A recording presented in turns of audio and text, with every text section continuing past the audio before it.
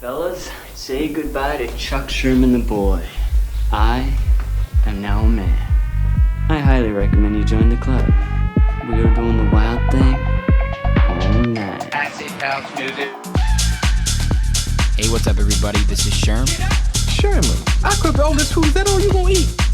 General Sherman realized and understood the importance of house music. So, do you know anything about techno? No. Listen. Get it on. Hey, what's going on, everybody? Welcome back to another brand new episode of Sherm in the Booth. I'm, of course, your host, Sherm. Today is Wednesday, February 6th, 2020. This is episode 97097. We are closer and closer to 100, but there's no time to slow down now. I am so excited about this interview. I've been wanting to have this guy on for a long time. I've been looking up to him since I moved to Chicago about 5 years ago. His name is DangerWayne, and he is known as the go-to guy when it comes to providing direct support right before the headliner across venues in Chicago, including Tao, Prism, Spy Bar, Electric Hotel. This guy gets it. He's been direct support for Deadmau5, Kaskade, Tiesto, Green Velvet. Honestly, I need an entire hour to read all the names that he's supported, but he knows what he's doing when it comes to feeling out a room. If you are a DJ that's one, trying to make a name for yourself in the city, two, how to prepare for big set lists, and three, how to read a room, turn it up and take out a pen and paper because this guy has all the experience in the world. Now, Eric is one of the most genuine, down-to-earth, and good guys that I've met here, and it was such a pleasure to be able to sit down with him and hear his story, what he's been up to these days, and of course his goals for the future. So without further ado, guys, let's get into it right now. Episode 97 with DangerWayne. DangerWayne, welcome to Sherman the Booth. Happy to be here. I'm so excited to have you on, man. Excited to be here. I've been following you, like I said, before you got on. A long time since I got to Chicago, so that was July 2015. You've been the guy for a long time here. And I know it's been about 10 years, right? Yeah. You told me 9 years as a fucking paramedic. Yeah. You've been hustling. I want to get into that. But I just want to say, first and foremost, I want to acknowledge you.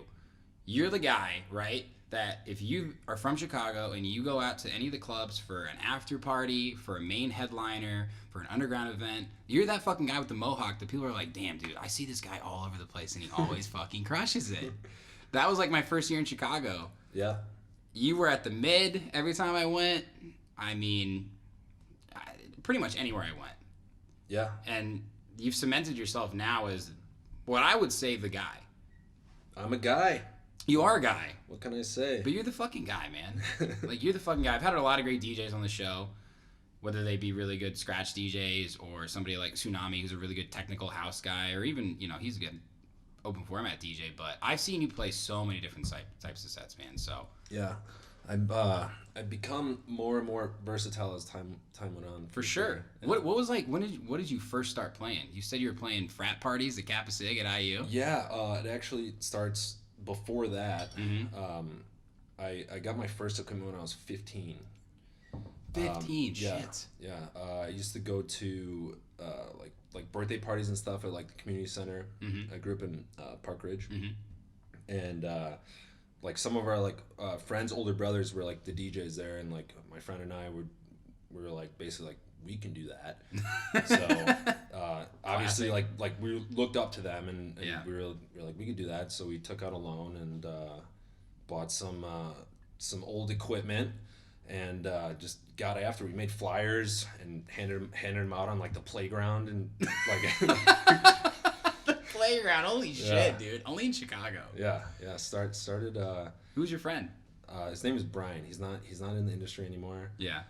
He's still a best friend of mine. I was just with him this past weekend. But Shout out Brian. Yeah. He knows the stories. Yeah, it was called Dance Floor Massacre. Oh shit, dude! That was our name. Little evil motherfucker. That's awesome. Yeah. So we would do like private events,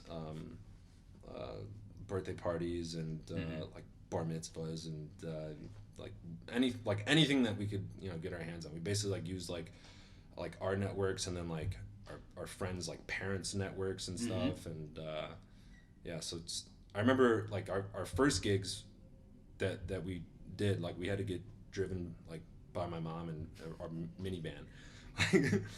Dude, that's amazing. Yeah. That's amazing. So they didn't have a license. Yeah, no, yeah. Brian got his license like shortly after that. Yeah. But, yeah. In the beginning, it was it was rough. We had to involve mom. Dude, so you were cradle to the grave. You bought the fucking equipment, speakers, DJ equipment. You got your own clients. You went there. You built it up. You took it down. You took it home. Yeah. That you really fucking loved it, man. Yeah.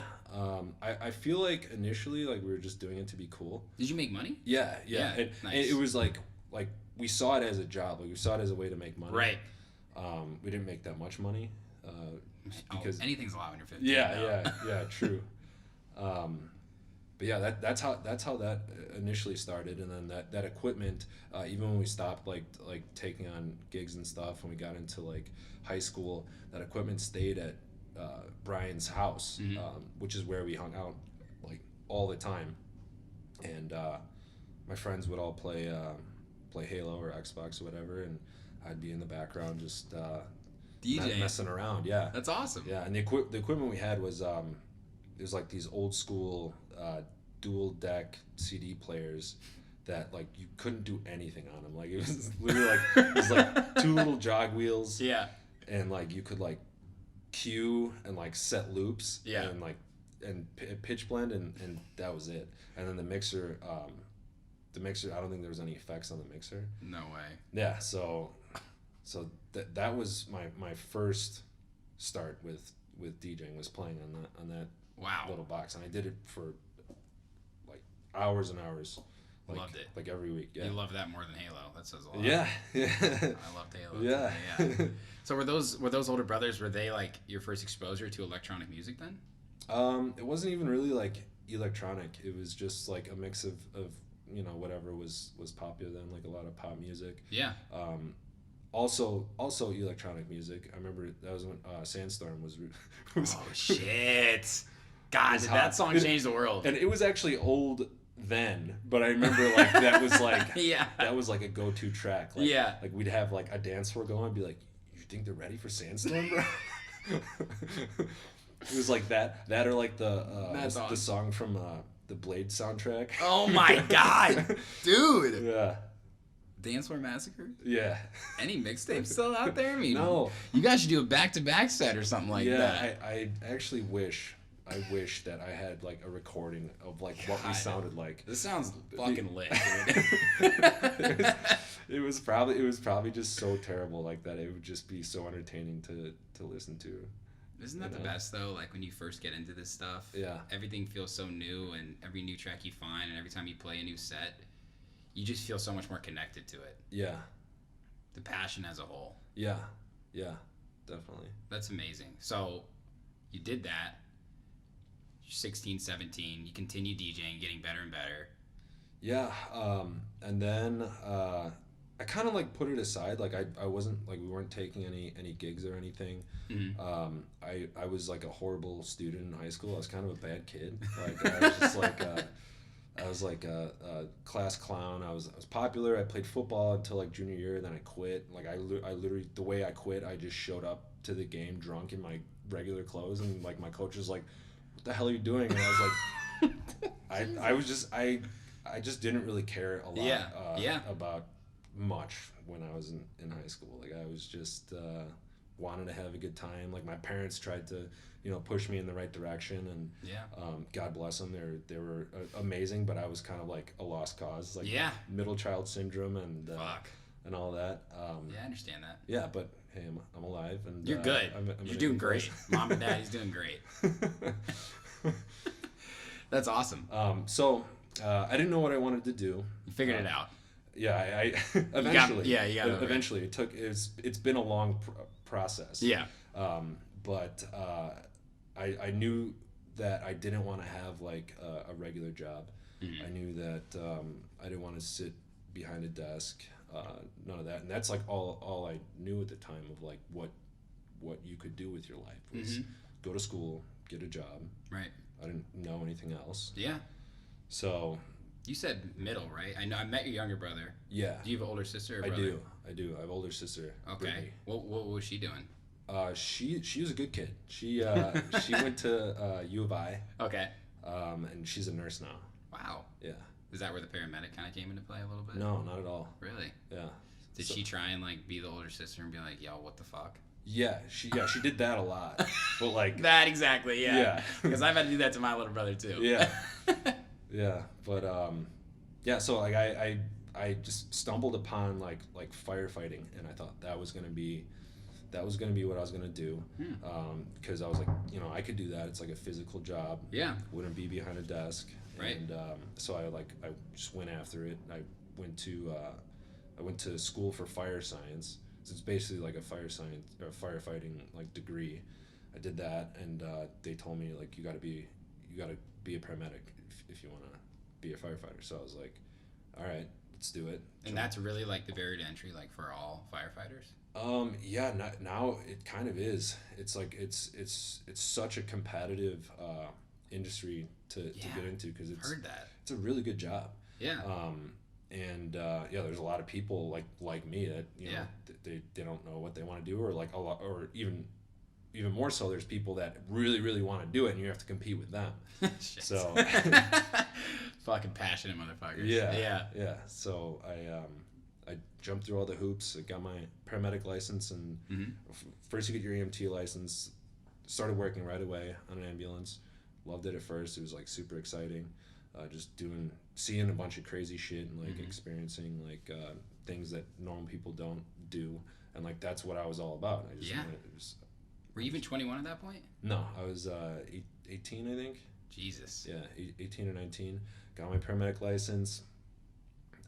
Started working as a paramedic, but like as soon as I got done with that school, like I was done with all my school, and I was like, all right, let's pick up DJing again, like as a hobby.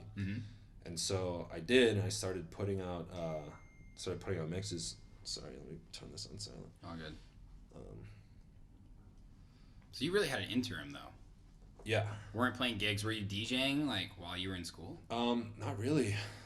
Maybe I remember I like bought a controller at some point, and maybe I was like messing around with that. Yeah. And I think that's what I started putting out mixes with, and I got like really good response like right away. Awesome. And meanwhile, I guess I should go back. Meanwhile, I was collecting music like constantly. Yeah. I've always been like a huge collector.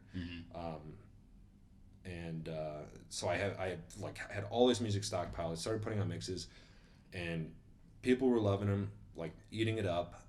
Started putting out mix CDs, like had them like professionally made. You hear that, youngsters? CDs.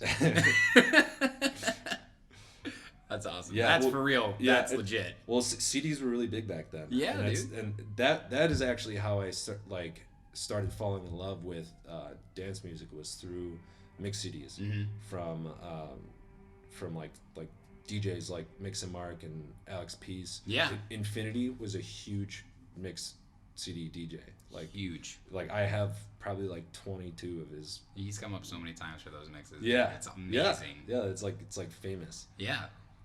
And I was dating a girl at the time who's she worked at a body jewelry place that sold all of those mixes. Oh shit. So like I would just be like hang out there, and they had like turntables there too. So like I would hang out there and like just like be like in the back room, and they'd have like all the CDs like just like stacked up, like being ready to like put into cases, and I would just take all of them. Damn. And it's like it's not like they would even care. Like they cost like $0.25 to make. But, so like that's where I started like really getting into dance music. That was like the only source really. There was no like SoundCloud or like blogs. I feel like weren't even that big back then. No. I also didn't have a computer until I was like in my 20s. So how were you were just keeping and holding physical copies of CDs of music. Yeah, and I would also, even since I was a little kid, I would always spend all my money on CDs. Like I would save all my money, like mowing lawns or whatever, and go to Best Buy and just scoop up whatever CDs I wanted. So special about that, right? Yeah, it's our records. Yeah, it's our generation's like gramophone records. Yeah, go to Best Buy. We look at all. There'd be always a stack by itself, the new CDs, and you're like, oh, Justin Timberlake. We got this rapper, that rapper, and then you go along and it's A B C D E F, right? Yeah. I totally relate with you there. Yeah, I still have I have like towers like at my parents' house in my old bedroom. I have like towers of CDs, and I have like even more CDs like in like a big big CD book. Mm-hmm. Because God damn, I forgot about those. Yeah, where you do the DVDs too. Yeah. Yeah, the binders. I swear, I think I have one that's like 1,000. Like, Jesus. It's like like that Dude, big. Keep those. Yeah. Oh, they're going nowhere. Yeah. That could be profitable. Shit. It's a funny note. My parents like left my bedroom like kind of like as is. They like both my other siblings, their bedrooms got turned into like guest rooms. Yeah. But mine is like the same because they're just like, you never know. Yeah. You never know. That's hilarious. It's like a time capsule in there. Yeah. Yeah. So, are they still in the same house you grew up in then? yeah, for the most part. I moved there when I was like 11 or 12, but yeah. When you really became the guy you are. Yeah. That was the foundation. Yeah. That's incredible. So did you have any mentors like during that time? Like in regards to music? Like who taught you to DJ? Nobody. Like it was learned it. Yeah, it was literally just like my friend and I just dicking around. Yeah. Yeah. What was your first like real club gig once you were 21? Because you started doing the paramedics. What was the transition to like, all right, I can really do something with this? I was trying to think about it because like before I came here, I was like that like I should probably know these things. Okay. But I think it was like this place Amp Rock Lounge, and before that it was Catacombs, and then it became the Drop. I don't know if you you know the Drop. Of course, dude. R.I.P. Yeah. What a shout out, Arthur. Right. Yeah. The place that it was called what before the Catacombs? Well, it was called Amp Rock Lounge before it was the Drop, and then before Amp Rock Lounge it was Catacombs, which I used to go to when I was like 18.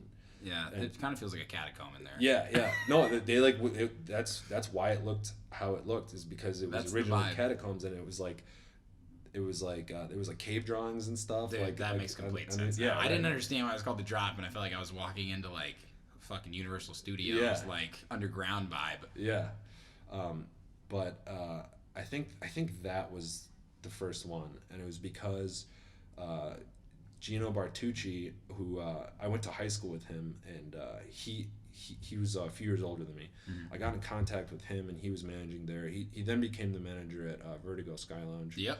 And now I don't know if he's still involved in nightlife, but he owns a restaurant, Bartucci's. But yeah.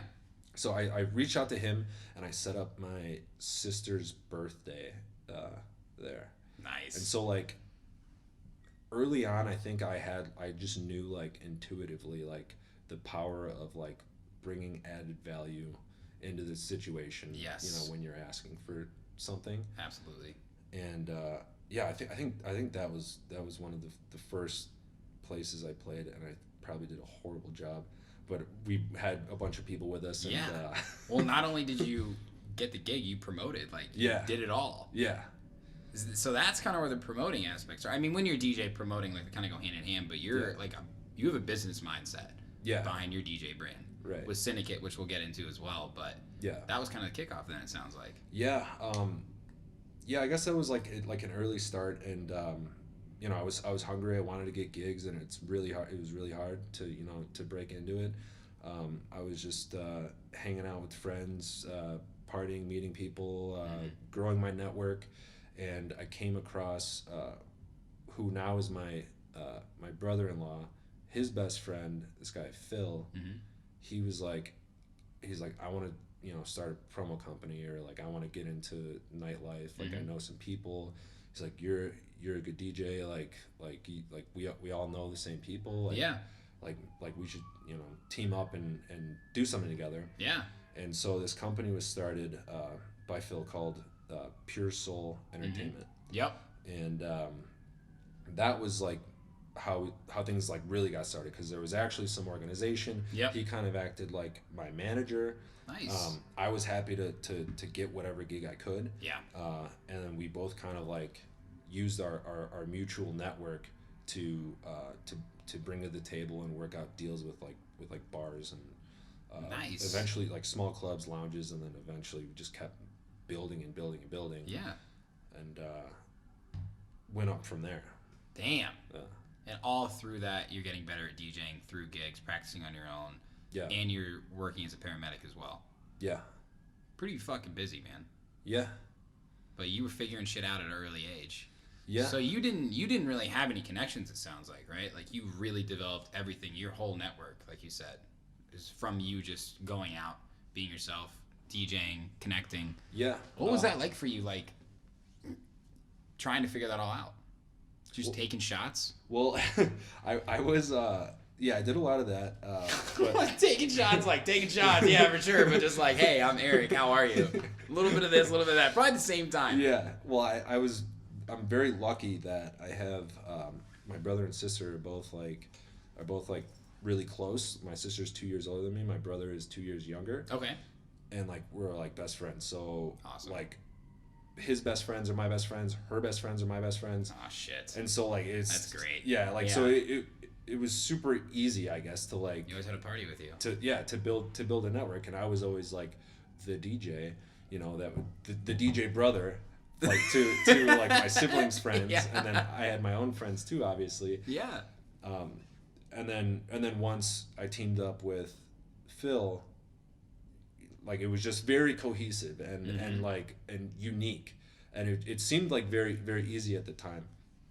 And Phil would kind of act as, like I said, like a manager, and he would kind of set everything up. Yeah. And he would make deals with like the promoting and stuff. I didn't want to have anything to do with it. I was like, you know what, I just want to be the DJ. Yeah. I just want to play music. And Fair enough. yeah, and over time though, you know, you sit in on enough meetings and you start to learn how to structure deals and how like promoting works and you know like what bars and venues like expect out of DJs and promoters and so I learned a lot like throughout that process. Really, how to have success. Yeah.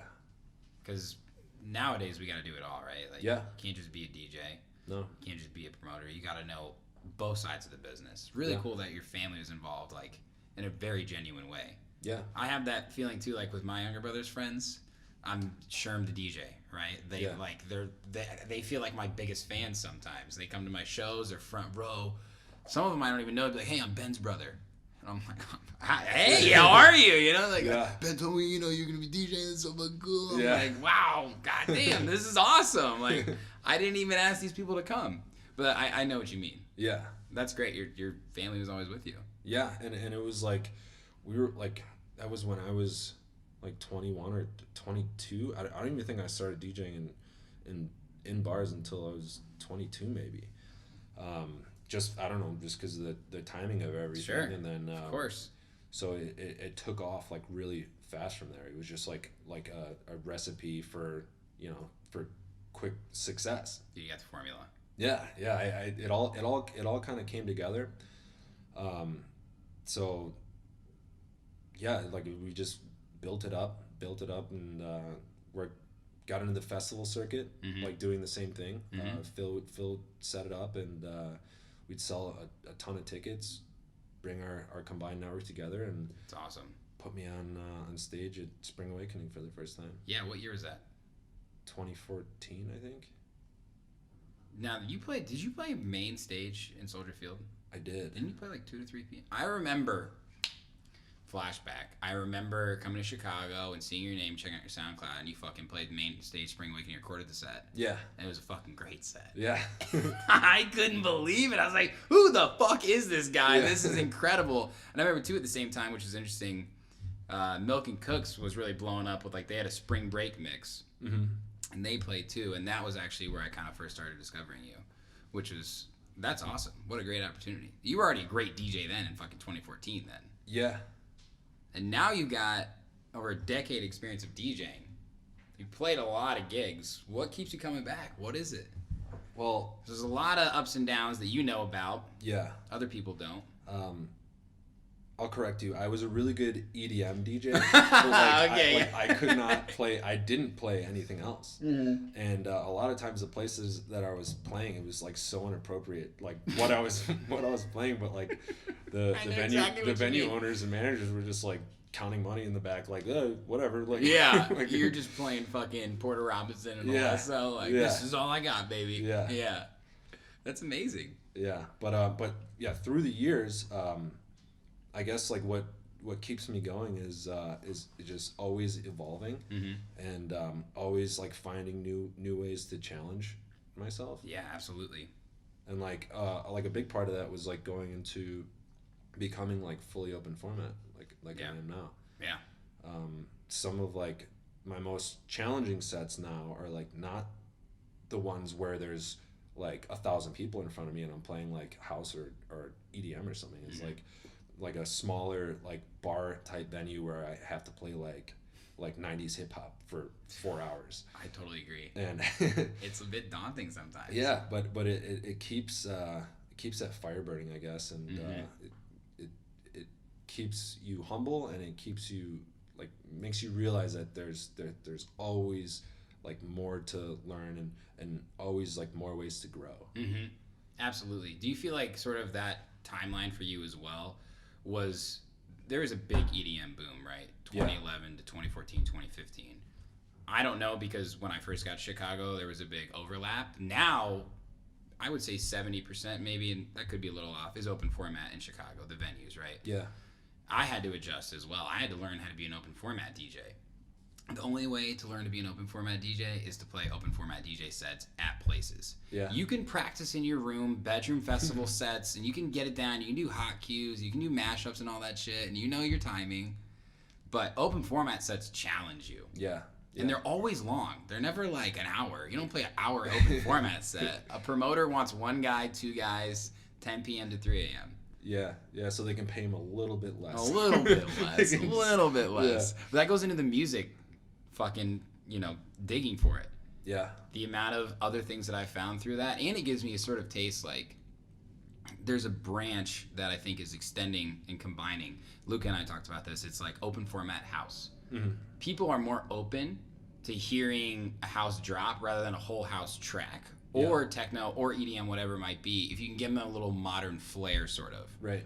Do you feel yourself kind of combining those types of things? Like when I saw you play at Prism recently, you're dropping house, but you're dropping well-known tracks too. Yeah. Kind of as the bridge and breaks and stuff. Yeah. No, I've found that is like the most valuable like way to play is kind of melding the two together, so that like everybody's happy. Like when I just played at Tao on Saturday, like I was dropping like the hip hop hits, and then like adding builds and just dropping into big EDM bangers, and just do it over and over again.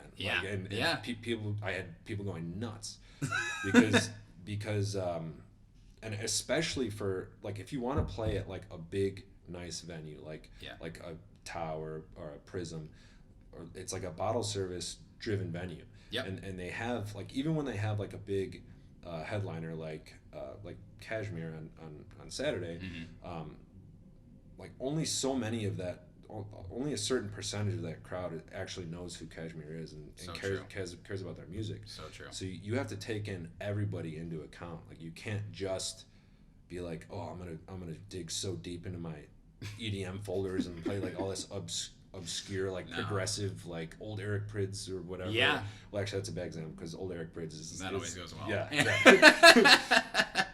But you have to take into account that that there's a ton of people there. Like there's probably like out of 20 tables, there's probably like 6 of them that are filled with girls that are just out to get drunk, and they have no idea like who the artist is or like what kind of music they're playing. So yeah, absolutely. I think you said that very well, right? A DJ is an extension of the business. You're part of it.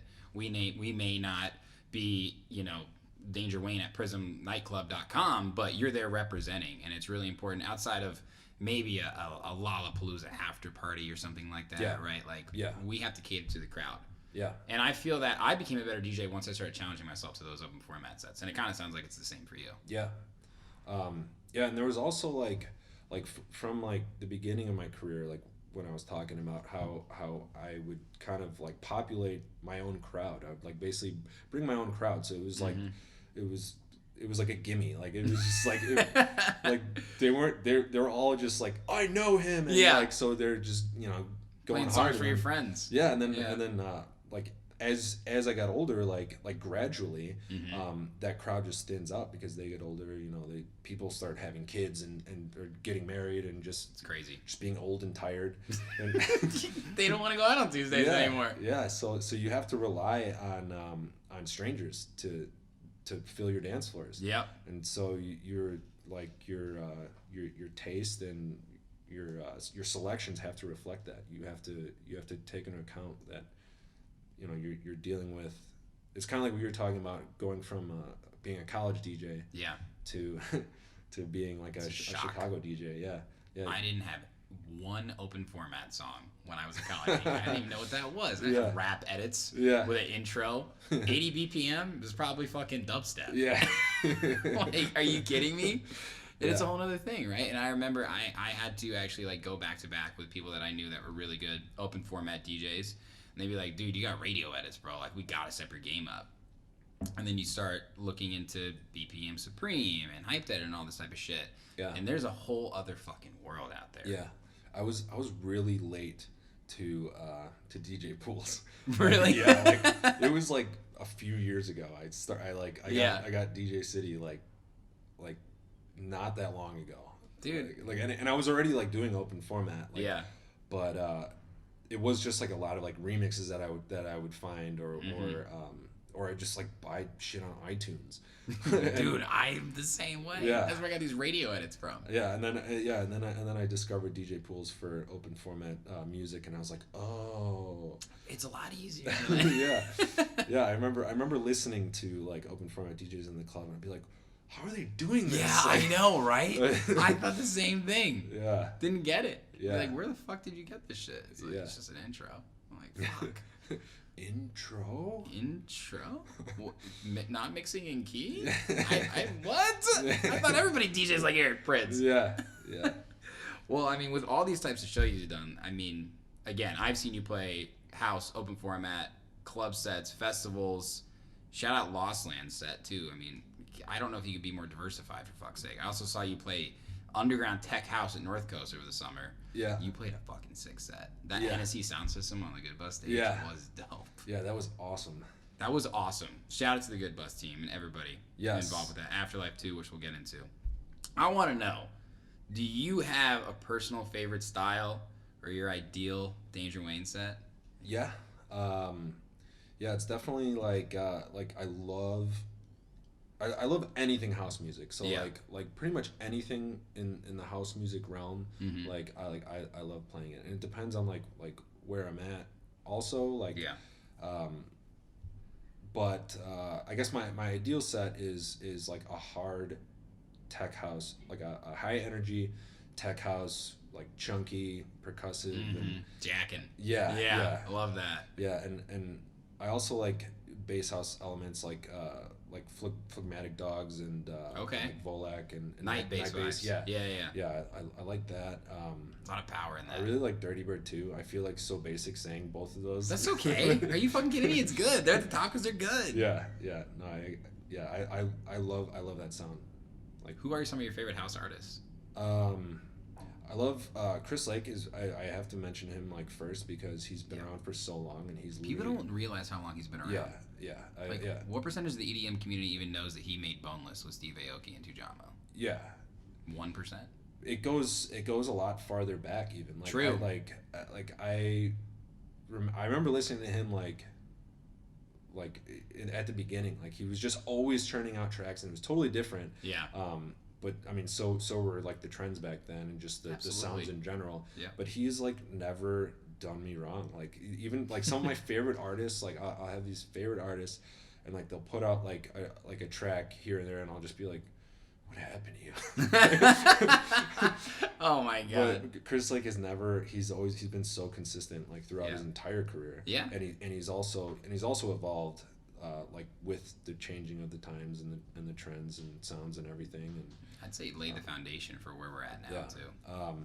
The other producer that I'm obsessed with is Taiki Newlight. Dude. And so many people don't know about him. They don't. And he's got the weirdest name. Yeah, it's a night-based thing. Yeah. Yeah, but Bring up my brother again. He showed me Taiki. Like, that guy's fucking awesome.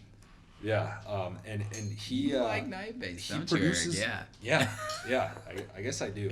You can admit it. First step is admitting. Specifically him. Yeah. He produces more than any other artist that I've encountered. He churns. First of all, he puts out mixtapes, and it's all his own music. It'll be like 22 tracks, and I remember the first time I encountered this. Yeah. I started listening, and I'm like, oh my god, this mix is so fire. I knew I love this guy. Like, this guy's his shit. Yeah. Listen to the whole thing. I'm like, I'm going to get this whole track list. And I look it up, and it's all his tracks. I was Holy like, no shit. way. I didn't know that. Yeah. Like, it was literally just like ID. And then, like, there'd be a few of, like, his releases that I recognize. Right. But, like, yeah, I know he's had at least 3 of those mixes, and no other artist that I know of does that, or at least can do that and keep someone's attention for a full hour. Like, Damn, I didn't fucking know that. yeah, you're gonna have to do some digging. I'm and gonna check 100%. those out. And it's so much unreleased stuff too, and like edits and like just like. He knows. He's one of those guys, right? That like he may never release 25 of his Yeah. best songs. Yeah, like, Which is really interesting because in this day and age, it's like you need to put out quality and quantity. Yeah, right. But talent will always rise. Yeah. That's sick. Yeah, and he's never been one to like really like push his like brand like per se, or like You gotta follow him. there's really like nothing to it. Like he's just churning out Yeah. tracks. Yeah. It's crazy. Isn't he coming back to Spy Bar soon? I don't know. I didn't see that. I opened for him last time that he played there. Oh. Well, is that a little bit of a guilty pleasure there for Yeah. you? Nice. Redirect support? No, I played earlier in the night. I think AO was direct support. Yeah. I was actually disappointed in his set. Really? Yeah. Shit. I had really high expectations, I guess. Dude, you were probably standing front row by yourself. Yeah. Someone's like, hey, Eric, you're like, Not now. what is this? What happened? Put on one of your fucking mixes.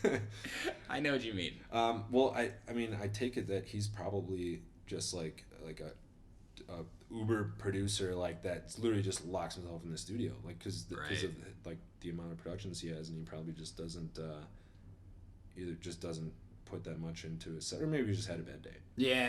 Or maybe I had a bad day, and I'm a snob. You still respect him, though. Yeah, of course. Yeah. Another artist, Chris Lorenzo, who's recently come into popularity, but I've been following him forever. Same. Like, I'm like obsessed with that like UK bass sound, like that. Dude. Just like his sound design is like, and I feel like he was doing it like so early on. Like he was kind of like a pioneer of that, and now it's kind of like common. It's true, and Chris Lake even says like this guy's a better producer than me. Yeah. He is, dude. Lorenzo. I didn't hear him say that, but he has tweeted about it before, and I saw him tweet recently that he got him into Ableton.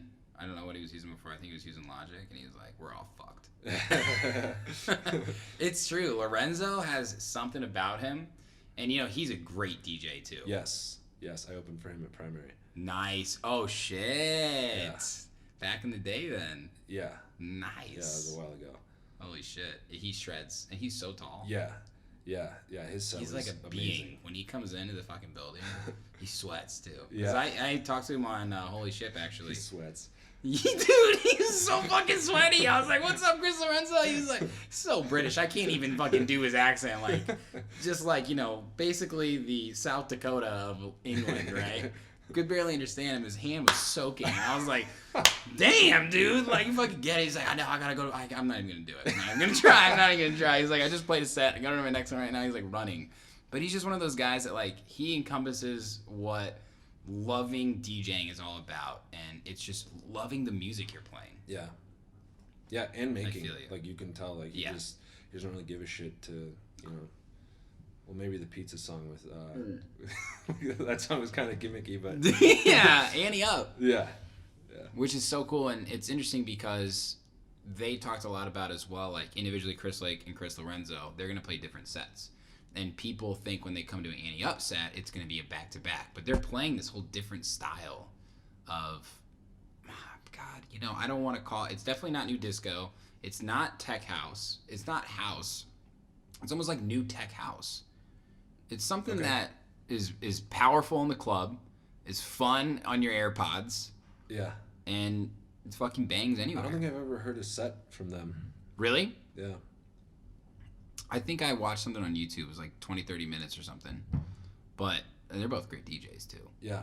Yeah. It's also hard to judge artists on DJ sets because if they really love DJing, like some of these artists will play a different set like every single night, or especially like based on like the venue.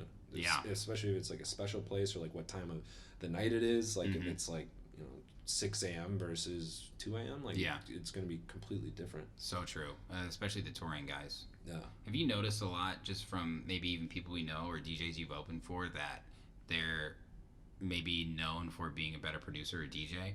Have you noticed maybe their sets are being more critiqued as before in the past 2 or 3 years? I feel like the community in electronic music is looking at DJs that are actually like a promoter for a festival, right? Like if I book a guy who's a really good producer and has millions of plays, but his sets just aren't there, you know, there's something missing, right? Like, why am I paying so much for this guy when there's a guy who's maybe whatever, how much less, and his sets are always fucking good?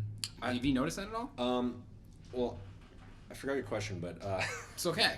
But I don't think it matters to like the talent buyer or the person booking. Because, I'm curious about it. Yeah. Because I think it's all based on ticket sales to them because once whether or not that person has like a great set, they're not gonna have a bad set. Like nobody. It won't be bad, sure. No huge artist is gonna have like a set that's gonna reflect poorly on the entire festival itself. True. So I think that like most talent buyers or promoters, they're mostly focused on like who has the most hype. That's why Pauly D gets paid fucking $100,000 to he play sells places. out G8 tickets at Prism. That makes my point perfectly, and he's crazy. Yeah, and he's not a good DJ. Like he's okay. Like but he's like somebody that you would pay like $300 to DJ. Like if he wasn't Pauly D. But he's got great energy. Yeah, and it's, I mean, he brings tons of girls to come out to see him so that they can take selfies like off to the side. So true. God, and that just goes into a deeper conversation, which we could have another episode about, which is like how important is a brand these days for a DJ? What does it mean to the booker, right? Like you said, who brings the most hype? I mean, you've had experience in this stuff. You've booked plenty of people. Yeah. You've booked anyone from fucking Snoop Dogg to popular EDM artists. What do you look for when you're actually doing this stuff? What's your research process like? Well, it's kind of along those lines. Like you have to obviously with Afterlife, like we have like the integrity of our brand that we need to keep. Sure. But it's a bunch of different things, like put together as one to whether or not something will work. Right. Like what kind of venue? Where is it? Yeah. Like what's our demographic? Yep. How much money can we charge to be able to realistically like break even on a show? Yeah. It's all those things together, but in the simplest form of it is like, will this person sell tickets? Yeah. And therefore make the venue money. Yeah. And in bottle service clubs, there's the added layer of, can this person sell tables? Yeah. Which becomes like a big part of it, and it just further complicates things. So you look at some people and say, is this going to bring in a high roller? Yeah. Pretty much, right? Yeah. And that goes into, again, the location. Yeah. Geographic, actual venue. Yeah. I mean, there's no secret that clubs make their money from alcohol sales, right? Yeah. So that's something you absolutely need to consider. Yeah, and bottle service is the premium priced alcohol. Yeah, it's like a 500% margin. Yeah. Yeah. So. Yeah, I've sold bottles. I've bought bottles. Once you're there, you're there. Yeah. Yeah.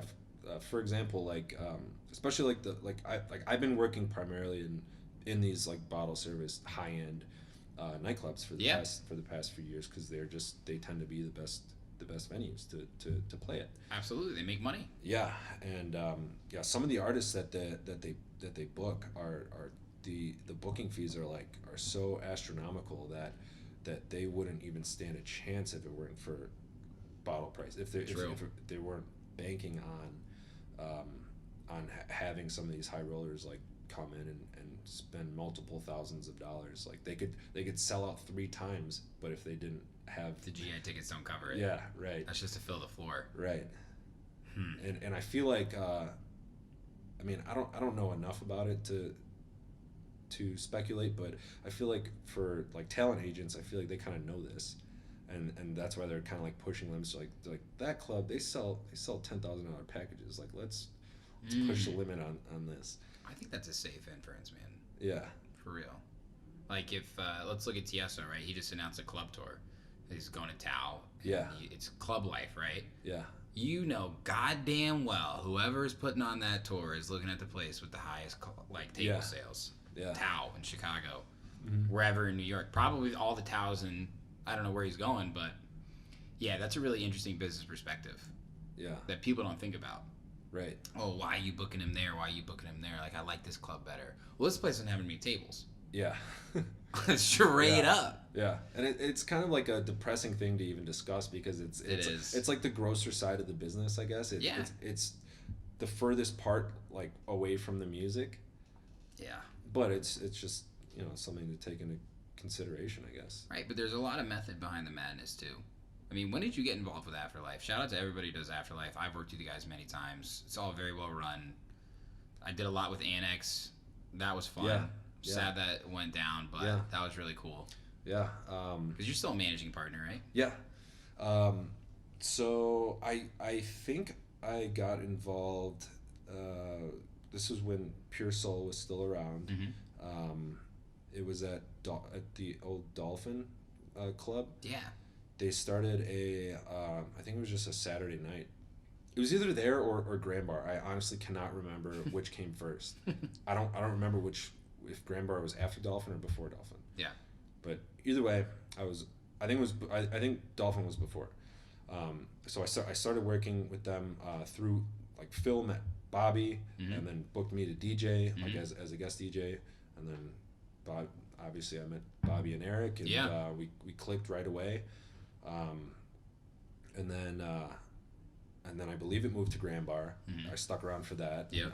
I was a regular guest DJ. And then I just became a regular in general. Yeah. And I just got more and more involved, and I just became a part of the team, I guess. Yeah, absolutely. And then came Annex, where like that was I was all in from the beginning. Like I was like from the ground up. I was at every single meeting, like consulting and helping out promoting. I thought it was great, man. Yeah. I really loved it. Yeah, it was awesome. That building actually. Did you see the news about the building? Like, no, what happened? So it was sold to Capital One. Capital One like bought out the building. Like the owner didn't care about it. Like the club was doing okay. Yeah. Like up until the end. Like it was only there for like a year or so. Yeah. But the guy was like a businessman. He didn't give a shit about the club. He was never there. He was never at any meetings. He was just collecting checks and. Yeah. So Capital One came along and they offered him like probably an amazing amount of money. It's a great piece of real estate. Yeah, and he was like, sure. So he sold it, and all this time went by, and recently, Bobby DiMaria just posted an article saying that they pulled out of the deal like just recently. Oh God. But yeah, so like that. I mean, it's gonna be vacant now. That both the bar and the and the club up top, and the shame of it is that 4 a.m. 5 a.m. license is gone for good now. Yeah. So like even if like now like couldn't start it over. If we all like wanted to chip in and buy it ourselves or something, like we can't, or you could, but like it would be a 3 a.m. license, and it's just it wouldn't be. And for those that don't know, and correct me if I'm wrong, it's a certain level of years as an actual owner of the building, right? Like underground is a 5 a.m. place. How do you get to be a late night spot? Like, why is Burton's on Wells 5 a.m.? They're all, as far as I know, I don't know, like I'm no expert, so I could be wrong, but as far as I know, is they're all grandfathered. Like they don't issue those anymore. Yeah. Like they want to do away with them, but like because those places are grandfathered, they can't just take them away. Yeah. Jesus. So they're a dying breed, and so comes the afters. Yeah. Yeah, we'll find a way. We'll find a way. Alderman. Yeah. Mr. Alderman, I know you're a fan. Well, I mean, you guys have put on so many great events. I know you love the Snoop Dogg one. Yeah. What's been some of your favorite Afterlife events that you put on or participated in? I guess so recently we did a string of events at Underground. Mm-hmm. And oh yeah, that was awesome. Yeah, our first one was Roger Sanchez. Mm-hmm. And we put like so much work into it. We had all these obstacles, and it just seemed like the biggest pain in the ass. And the night started off like really slow, and there was like so much like hanging over it, like basically like the success of like the next upcoming weeks. Yeah. And it ended up just getting slammed at midnight. Nice. And it was it was such an amazing party, and I remember like standing in the DJ booth and like almost wanting to cry. We did it.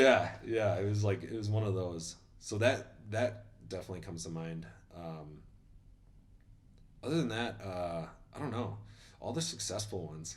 Yeah, for sure. You've had a lot of failures, right? Like, yeah, of course. Yeah, a lot of let's call them learning experiences. Yeah. Hey, what does Michael Jordan say, right? Like, I don't lose, I learn. There you go. Yeah. Michael Jordan listens too. I mean, dude, I know what it's all about. Like, I've only been doing events with the Lavender Group for a little over a year now, and you fucking learn the hard way, right? You believe so hard in an event, and how can people not come, and this and that, and fuck. Yeah. It's a whole different level of understanding your target audience. Yeah. You know? I equate it to the stock market, kind of. Like it's kind of like strategic gambling, like booking an artist and like putting on an event. Yeah. It goes back to like all those different factors that I like named earlier. Like there's so many different things, but you never really know. And like sometimes you get lucky, sometimes you get really unlucky. Like sometimes you could have all the right pieces in place, like do all the right things, and it goes to shit. Also, we're in Chicago, where you try and throw events in November through April, and it could be the shittiest weather, and that's an easy excuse for people, right? Yeah, definitely. Yeah. Same thing with like the whole month of January is hard, especially because I do Sunday nights at Electric Hotel. Yeah. And it gets hard, but I try not to make any excuses. Like if somebody says that to me, I'm like, fuck that. Like no, like you gotta be a fucking warrior. Yeah, we're gonna do this. Like we just need to do this and this. Like there's things that we could be doing that we're not. So let's go. Absolutely, I love that attitude, man. Yeah, it's fucking killer attitude. You have to. If you have anything less than that, then you're gonna fail. Yeah. Like complacency equals death in nightlife industry. Right. How many people have been in the nightlife industry and things DJing go well? and DJing and building a brand as an artist, etc. I talk about this every single time, and I know you're gonna relate, right? Like so many people in the beginning, like when you first started DJing, when you were playing fucking whatever it is, a birthday party, right? That was the fucking top for you at that point, right? Yeah. Like, yes, people are looking at me and I'm DJing and I'm playing the songs I want to play. Yeah. You got like, you stopped for a little while, right? And you're like, I don't really need to do that. And then you hit there, but you didn't go down. You kept going up. And then a lot of people end up at this long plateau where they don't go up, but you have to just keep going. Right. And that's in all facets of life, really, but especially in the music industry and as a DJ. Right. You hit your stride and you got to keep going. And that's why it's important to not only enjoy like the successes, but enjoy the journey. Yep. As cliche as it's so true though. as Fuck, that man. is. Yeah. You have to like enjoy the process, I guess. Yeah, of course. Yeah. You do have to enjoy the process. Yeah. I mean, with all your learnings, you've had a lot of successes, right? I mean, some of the names you supported, man. Chris Lake, one of your favorites, right? Deadmau5, Kaskade, Mala, Tiesto, Zed, Velvet. The list goes on. I want to request the full list, by the way, just so I can put it up on my wall. It's like 60 people. Fuck! It's awesome. Yeah, that's awesome. And I was like, I reduced it from the actual you can sneak amount. a lot on there for sure. Yeah. From back in the day. You got Snoop Dogg on there, though? See, I might have forgot to even put that in there. You jackass. Yeah. I'm just kidding.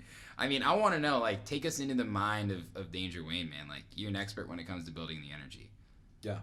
I said in the beginning, you notice the guy because you understand that. You were talking about your prep for Kashmir.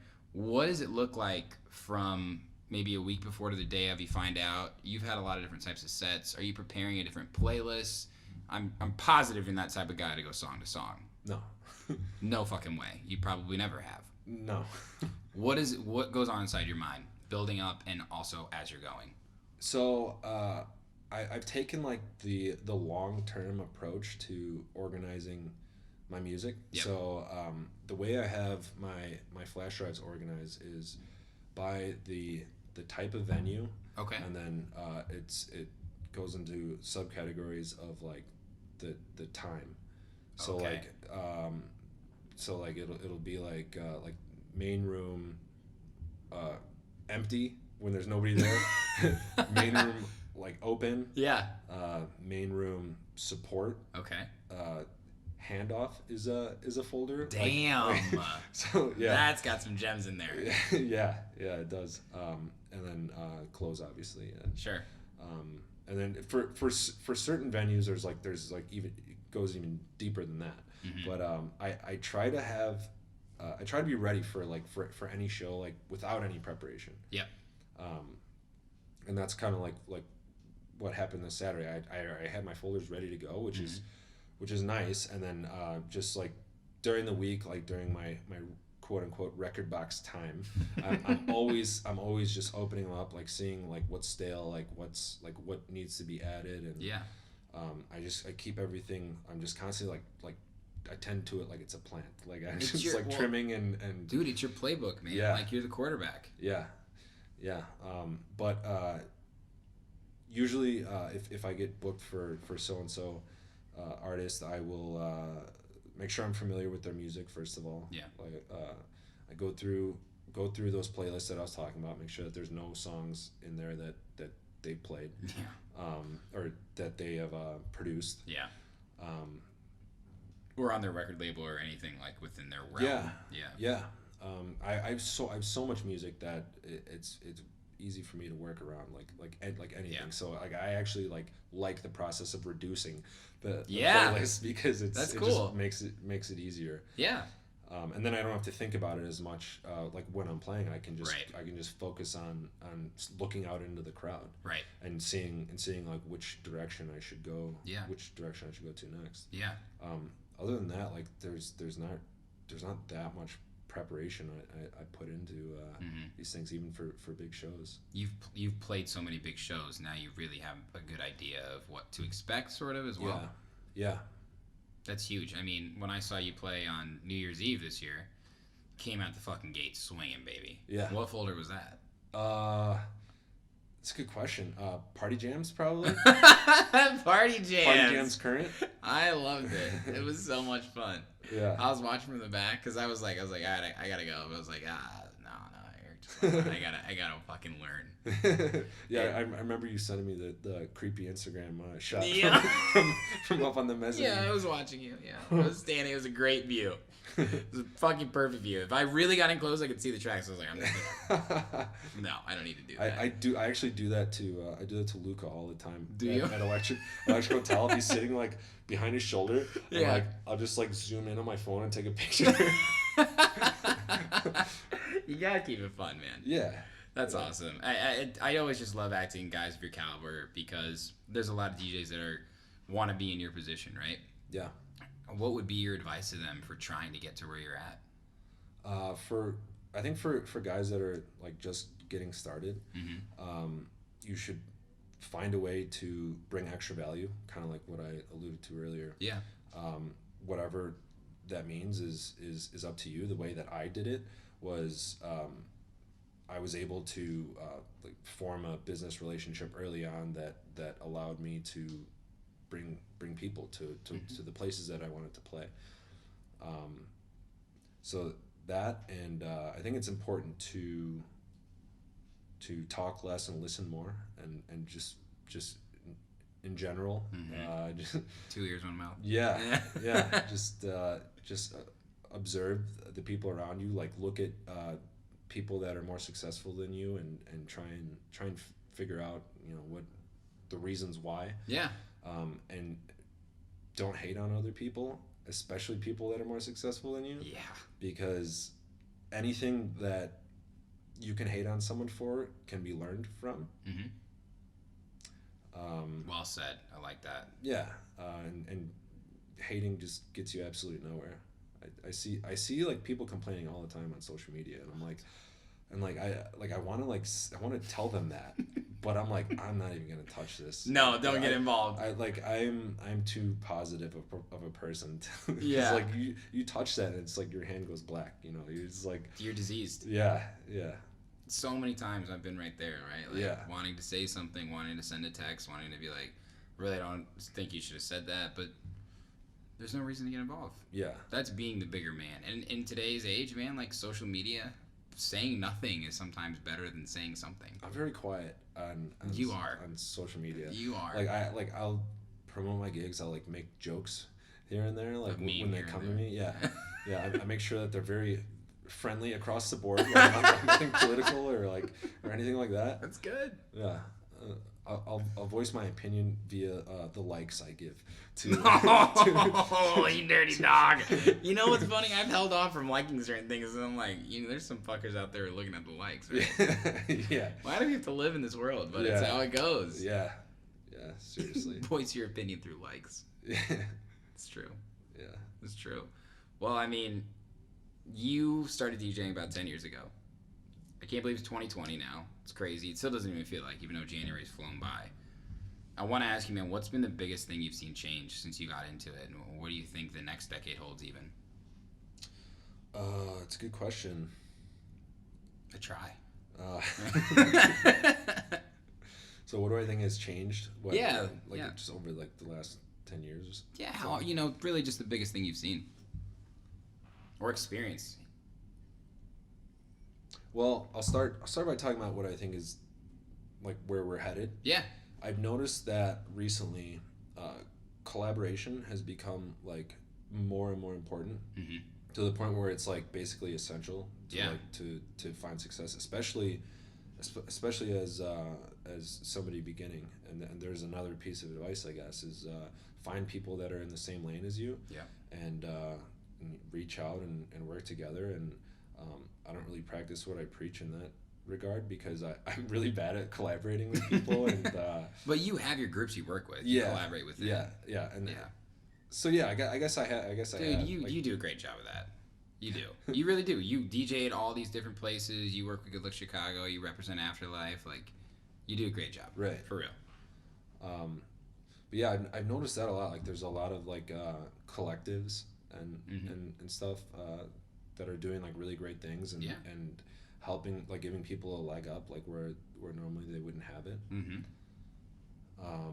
Totally agree. I'm not sure where. I'm trying to think of like what I would say the music industry itself is like trending towards. Yeah, the rise of festivals and super clubs. I mean, I look at radius, right, and I think that the future in the next 10 years is going to be whatever happens to festivals. Festivals will always be around, but how much people want to go to them might change. People want to dance more, I think. Like, my answer to the question, and not to take it away from you, but when we started getting into this, it was the rise of EDM, like I talked about. You know, we had original Dawn trap, right? That was a big thing right there. That went up and down. It's still there, right?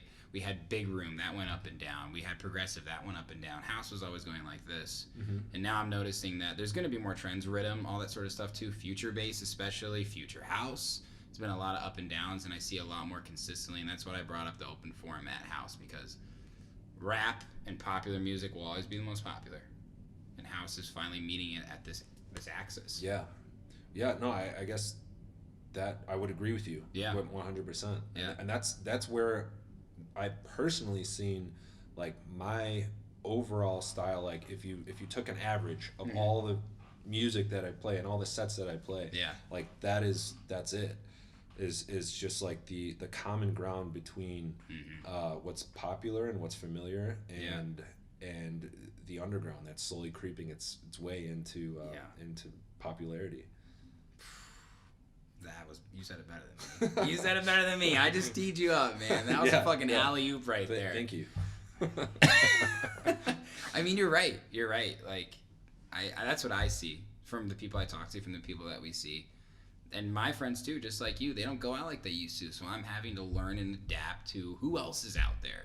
There was a period of time when I was doing events and DJing and trying to get people to come, right? And you get over that point where it's like, why won't people come to my show? Yeah. Like, this is a big deal to me, you know? It's like, dude, they got their own lives. Like, maybe they don't want to come, right? Right. You deal with that. And then you have to look at, okay, we live in Chicago. There's 4 million fucking people here and in the suburbs, right? Like, what the fuck are they doing? Yeah. How do I cater to them? It's not just me and my friends that I went to high school and college with and I met here, right? And so from doing that and experiencing that on my own, I'm seeing like so many different trends going in this big direction. And I think people everything's evening out all kind of together. Yeah. In terms of like what events people are going to. And that's why I brought up Radius, because I think it's going to be really interesting to see a venue that also does tables, that also has a second room. You know, they're going to be doing house and techno while they might do Lil Wayne in another room. That could be a really interesting collaboration just in terms of the crowds that come. Yeah. It's got to be community focused. I mean, you said it as well, like collaboration, whether it be promoters and DJs that work together. What about the people who are actually, let's just say, paying us, right? Enabling us to continue to do this stuff. I'd like to see more collaboration in the community rather than us having to do everything. And I think that is happening. What do you mean? Or how? Like, I want to see people who love rap music talk with people who love house music. I see what you're saying, yeah. Yeah. Like, I want people to, like, and I think that's the great thing about festivals, is you can have the opportunity, let's just use Lollapalooza. I can go see, you know, let's just say Alesso again, right? Or I can go see Bruno Mars, or I can meet all these people in the middle, and now these festivals are seeing other artists, like Chris Lake getting booked at Lollapalooza. I think the eyes of the community of the music fans are being open to what else is out there. Yeah, definitely. It's becoming kind of like a melting pot. Yeah, exactly. 100%. In a good way, because I think it'll, you know, push limits of creativity more than stifle it. Yeah. Hopefully I'm correct in that, because I could see Negative Nancy saying the opposite. There always will be. There's always going to be a hater. Yeah. But we have to look, like, especially from our business mindset, we have to look at where are the trends, how can we still be unique, whether it be in production, whether it be in events, because there's so many different types of events, but also it all seems the same, you know, like what's the difference between this club and that club? Is it the DJ that's playing? Is it the people that go? It's the people that go, right? So that's why I think Spy Bar is kind of a undefeatable business model, right? You go there knowing that there's going to be house and techno and great DJs. Right. And the people that go there go for that reason. Yeah. So I see venues like that with that mindset going bigger. Yeah. So time will tell, but I don't know. And there's so many DJs these days. How long will that last? I mean, we had to buy CDs, right? Like, now you can illegally download Serato and illegally download all your fucking music. Yeah, Your mom will buy you a controller at 16 years old. Yeah. It's fucking Christmas. Yeah. It's $200, dude, for a 2-deck mixer. They got motherfucking effects. You can get them for like $80.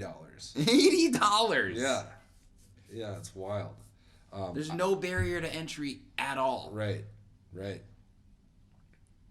Will there be another, like, it's crazy to think about. Will there be another DJ boom? Whatever that might be. Yeah, or what's the next level? Yeah, true. Like, how do we weed out the people that aren't serious? Or like, or virtual reality and shit. Yeah. What might happen with that? I didn't need any weed edibles, by the way.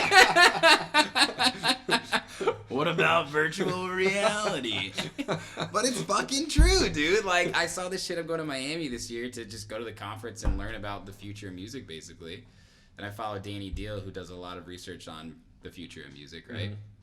She was DJing like with not even a controller, right? It's like a touchpad. I've seen that. It's fucking nuts. Yeah. Can you DJ from my apartment to a crowd of 1,000 people that are sitting there and it's like, I love music, but I'm 45 years old now or something like that, right? I can't go to Florida in Tiesto March. 2040. He's never gonna die. I don't even know if he's real. Yeah, that's true. He might be an android. He could be. He could be. Sometimes when he talks. Hello. He's awesome, though. He's awesome. Jesus, man. But you gave great advice to younger DJs, so everybody here listening, Eric has really worked hard. I want to acknowledge you again for that, man. Thank you. I know how much work you do. I don't even know how much work you do. The amount of work I see you do is more than enough to justify yourself as one of the best Chicago DJs. So I hope you're proud of yourself, and I hope you know that. Thank you so much. Don't be so humble. You're the fucking man. All right? Seriously. Shout out to everybody in Afterlife that you work with. You're a great representation of what it is. So, got a lot of love and respect for you guys. But last question I want to ask you, man. What is going on for 2020? What can we expect from you? 2020. I am going to be spending a lot more time producing. Okay. Give me more PSA, dude. Yeah. I love that track. I love that track. Yeah. I want to start collaborating with people. Okay. In the production realm, because I've noticed that me working by myself, I just have I have horrible flow, and I'm a perfectionist. Like that, it's awful. But like that song that I actually released, I have so many songs that I haven't released. Mm-hmm. But, like that song that I actually released, I was working with my friend Bart, who kind of like pushed me through the process, and I still don't like it, but it's out there. Yeah. So hopefully more of that. I'm actually like blocking off chunks of time, like whereas before it wasn't as regimented. Like Yeah. I was like, yeah, when I get some free time, I'll produce, and it just never shows up. Well, when you're actually busy, I mean, you're living a double life, is what it sounded like to me. I mean, Yeah. the paramedic and DJing. Now you've got the time. Actually, that song PSA I wrote on the ambulance. Are you serious? Yeah. Jesus, what are you... Are you kidding me? Yeah. No. That's awesome. Yeah. Holy well, shit. I put like the skeleton together and just the rough draft, and Bart and I finished it together. Talking about when you're feeling it, you're feeling it. Yeah. So I'm gonna be producing more. I understand that's the only thing that's gonna take me, that's gonna give me sustained happiness by playing more of the shows that I really, really enjoy. Yeah. Like music-based venues and Right. Gain a new appreciation from people from original music and not just from DJ sets. Dude, good for you, man. Yeah. That's awesome. I'm excited. I already thought you're a great producer, so it's great to hear that you're taking that next step to commitment. Because it's fucking easy to get down on yourself, and I feel you on that workflow.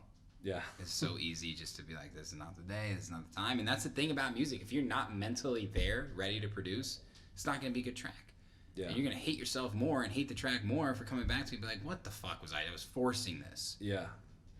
But what I've learned is you kind of have to put in the time. Yeah. And just punch away at it until the muse appears to you. and yeah, that's true too. It's a fucking frickle beast, man. Yeah. It is.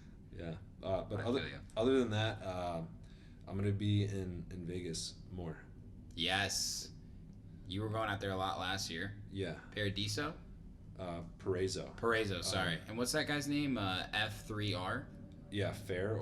Fernando. Shout out to Fernando. Yeah, that's great, dude. Yeah, fucking Vegas, dude. Yeah, he just won an award for the best secret pool party. Yeah, I saw that. And it looks legit. Yeah, and it's just... What hotel is that at? It's on top of the Cromwell. It's in Dre's. Dude. It's Dre's Beach Club. So it's like, it's $100 million nightclub. It's insane. And they just play house music like all day. Dude, Vegas. One day a week, but that's the Paraiso But all day. Party. Yeah. Wow, and you're heavily involved. Yeah. That's great. Yeah. Good for you, man. Fuck yeah. Yeah. that could be. Because Mix and Mark, I know you're a big fan of, right? You know him personally? Yeah, he's a good friend of mine now. Dude, he's really fucking paved the way. He's my biggest inspiration. He is crushing it. You know, when I went into Vegas, I saw him direct support for Diplo at XS. The guy fucking crushed, played better set than Diplo. Yeah, he yeah, oh, of course. He did. He did. He's not only is he inspiring because of his career path, but he's consistently like been my favorite DJ. Like I love his sets. Like, yeah. Even now, like when he comes out, he has his podcast. Mm-hmm. Everyone that comes out, I get super excited. Even though it's like bordering on like the commercial side, but it's kind of like what we were saying. He like bridges that gap like perfectly. Like yeah. And that's kind of like where my mind has been like musically as far as like DJ sets and taste and all that. And dude, yeah, he's doing it here. He's done it. Like he's come so far. And he's also like not stopping either. Like he's last time I talked to him, he was like I was kind of like congratulating him or just and he was like man, I need to get to the next level. Like I need to he's so hungry and he's like he wants to be like Diplo. He's fucking handing off the decks to them, dude. Yeah. Him, Kygo, the Chainsmokers, R.L. Grime, everybody. Yeah. He headlined. Yeah, he was on a fucking billboard. Yeah. Fuck. Yeah. Goals. Yeah, it's incredible. Looked good up there. Yeah. Yeah, that guy's like, he doesn't age, so he's got fuck, dude? He has that on his side, for sure.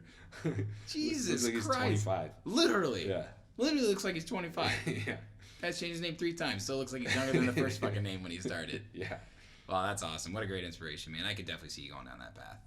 I already see you going down that path. So, dude, thanks for coming on. This has been an awesome interview. Thank you so much. So excited. Everybody go follow DangerWayne.